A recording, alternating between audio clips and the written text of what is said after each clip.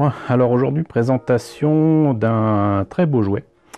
Un jouet de collection cependant.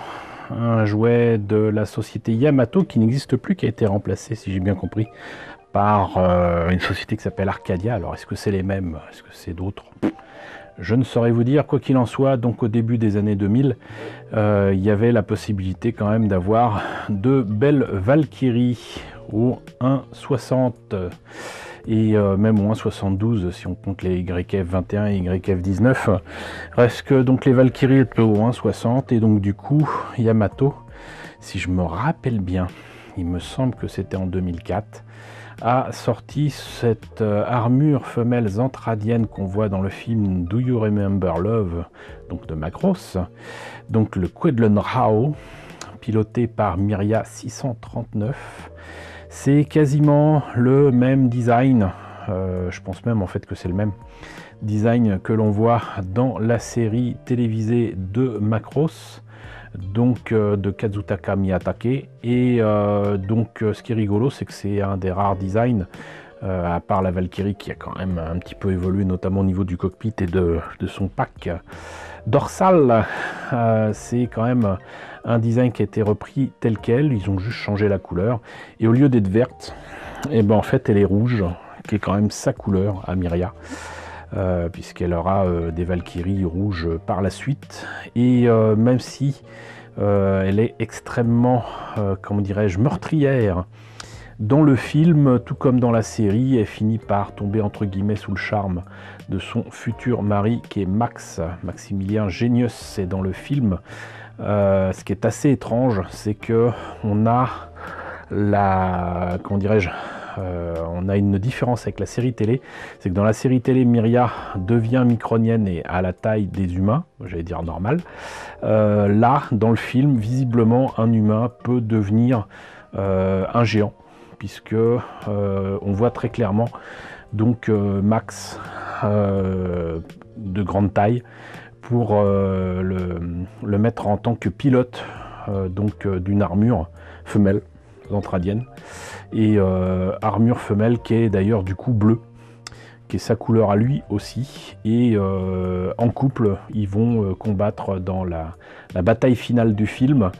C'est assez spécial, on les voit à peine, mais bon. Donc armure femelle zentradienne Quedlun Rao.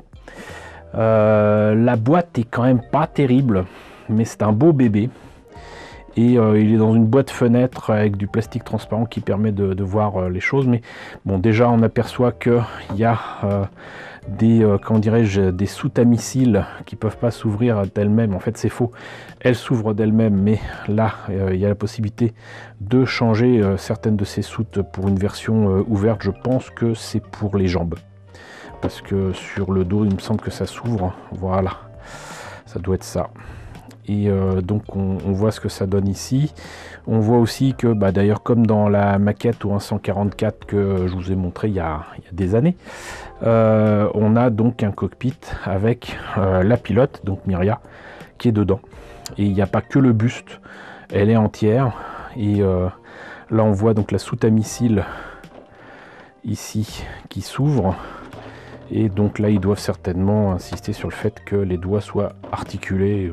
Je trouve pas qu'ils sont si articulés que ça, mais bon. Malheureusement là il n'y a pas le prix, mais je me rappelle que c'était pas spécialement donné.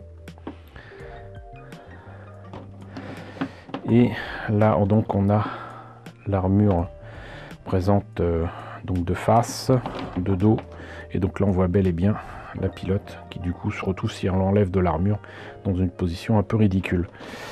Mais voilà, donc ce que je vous propose, c'est de voir ce que donne justement cette armure. Alors bon, je me rappelais pas que ça faisait aussi plastique, mais c'est le cas, hein, voilà, on va assumer. Par contre la tête du coup est articulée, c'est assez rigolo. Là on a effectivement les doigts qui sont articulés mais qui peuvent pas saisir grand chose. Là donc on a des pièces articulées, mais ça se demandait pourquoi, parce que pour moi très sincèrement c'est plutôt au niveau des jambes que ça aurait dû être articulé, mais bon, ça fait clic-clac de partout, ça fait toujours plaisir d'avoir des figurines comme ça qui font clic-clac. Ça fait clic-clac au niveau des jambes, donc c'est permettre certainement que ça tienne mieux. Pour les bras, il n'y en a pas besoin. Et hop. Donc du coup, on a à l'arrière donc les jets ici. Donc je vous en parlais, les soutes à missiles qui s'ouvrent. C'est juste dommage que là aussi ça fasse très plastique. Mais c'est cool d'avoir des espèces de paupières là comme ça qui s'ouvrent aussi bien. On a donc ces pièces là qui peuvent partir pour être remplacées par du coup les soutes à missiles ouvertes. Voilà, donc avant, après. Donc ça c'est bien aussi, mais bon, c'est pas non plus la panacée. Alors je vais le laisser. Et sinon donc on a le cockpit qui s'ouvre avec donc là panneau du cockpit qui est détaillé mais qui est pas très beau. Ces machins là qui s'ouvrent aussi et qui donc montre Miria en pilote, et même si elle n'est pas forcément dans une pose avantageuse, on va dire, très martiale, si on regarde bien, elle a quand même la tête sur les épaules, et puis surtout là on voit très bien son visage sous le casque. Voilà. Mais du coup justement je vais vous montrer quelque chose qui a été sorti un peu après pour compenser justement le fait que la pilote voilà, elle est là, elle est complète, mais elle n'est pas dans une pose géniale, puisqu'ils ont sorti ceci, et je vais vous montrer ça maintenant. Donc Miria carrément en robe, presque robe de soirée, et donc en tenue de pilote, mais dans une pose un peu plus cool. Et il y a écrit 3 pièces, donc je sais pas pourquoi ils disent ça. Est-ce que ça faisait partie? C'est très bizarre. J'ai pas souvenir qu'il y en ait eu 3, ou alors il y en a une autre derrière, mais reste que donc là on voit bien que c'est issu du film, toujours de Yamato, et je sais plus non plus combien c'était, mais voilà, je me la suis fournie très certainement milieu des années 2000. Alors qu'est-ce que ça donne à l'ouverture? Alors il y a bel et bien 3 figurines. C'est assez étrange, puisque il y en a une autre qui est exactement dans la même pose, enfin presque exactement dans la même pose que ce que je vous ai montré avec la coulée d'Onro. Peut-être qu'ils n'étaient pas contents du sculpt, j'en sais rien. Et la voilà. Et elle n'a pas de tête. Elle n'a pas de tête, et pour lui mettre sa tête, il faut prendre celle qui est ici. Et donc voilà, bon, effectivement on voit qu'il y a une différence. C'est pas la même figurine du tout. Mais je doute qu'elle puisse se tenir comme ça. Et il manque le jaune qui est ici. Enfin, c'est assez bizarre. C'est assez bizarre. Il y a aussi un socle qui permet de faire tenir tout ça. Alors pour Miria qui est en robe, ça sert pas à grand chose. Par contre, celle qui est en pilote, effectivement, là je la fais tenir grâce à un morceau de la robe, mais sinon elle tiendrait pas debout. Par contre, elles sont extrêmement huileuses, alors que je les ai pas touchées très certainement depuis au moins 17 ans.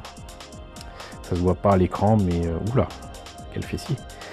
Mais je peux vous assurer que au toucher, j'ai l'impression d'avoir des figurines du temps de Musclor ou de Star Wars, qui sont des vieilles figurines huileuses.